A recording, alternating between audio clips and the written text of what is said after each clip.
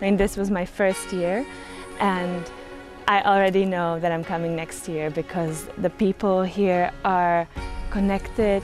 It's like, it's spirituality, but it's not called spirituality because everyone in Lithuania really is connected to nature. You don't have to call it spiritual because it just is. So I learned even deeper sense of connection to myself and love, and through that to everyone else.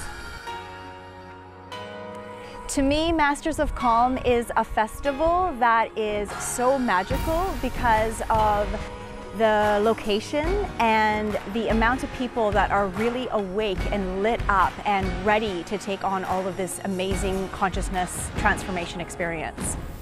You know, I believe that pretty much all the humans in this world want connection and they want to be themselves. And at a festival like this, those masks start to come off after a few days of being here. And I felt so welcomed, so much like I've come home. Iš esmės tai masteriai yra, man tai yra žmonės.